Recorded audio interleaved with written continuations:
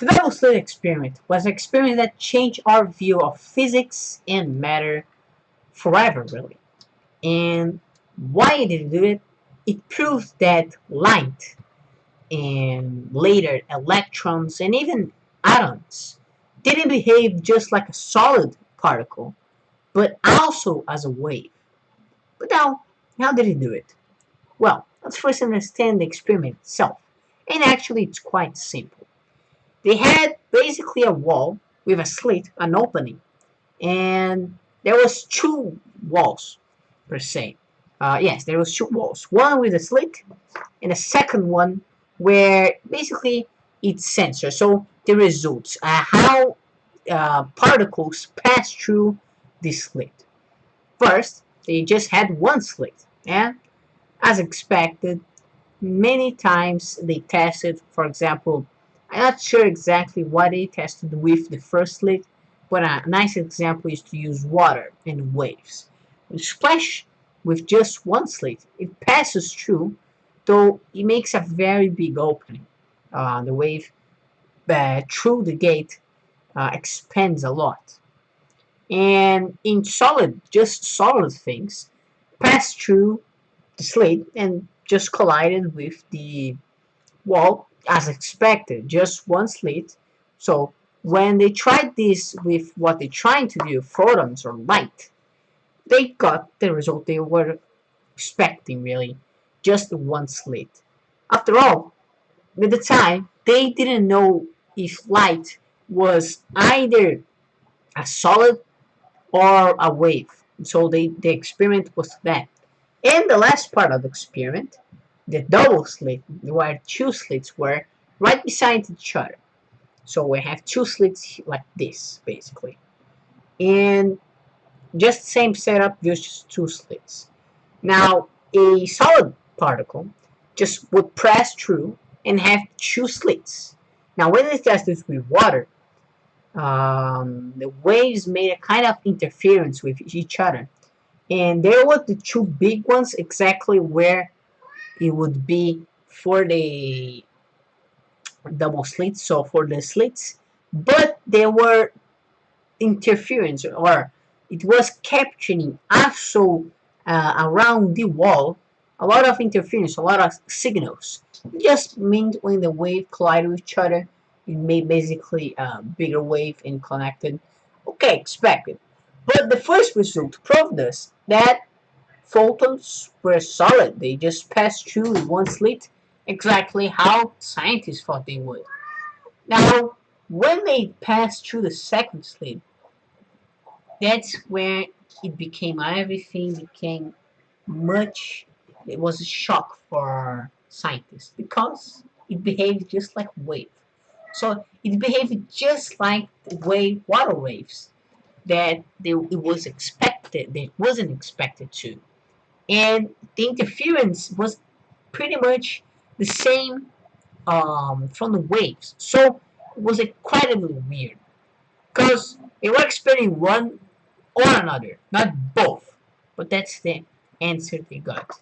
And today, this experiment was tested with a lot more than just photons.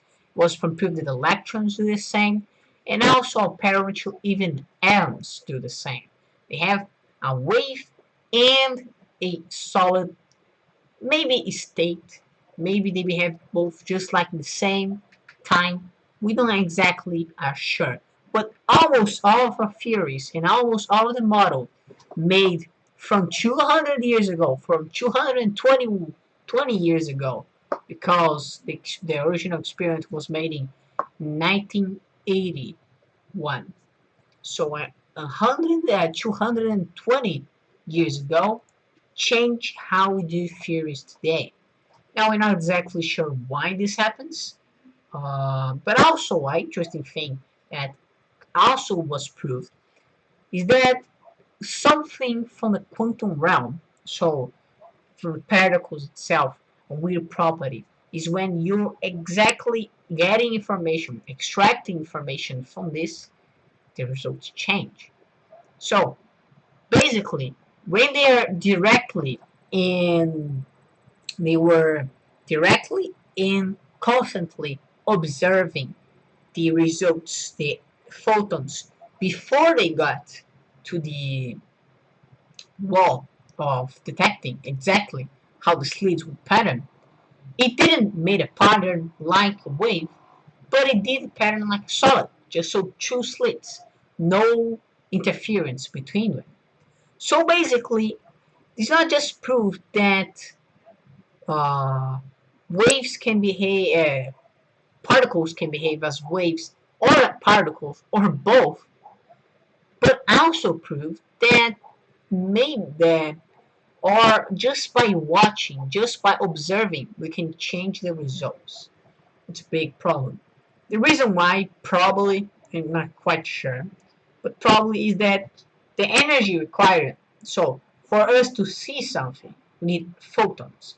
And the photons probably made some type of interaction we don't know yet, or maybe can be anything different.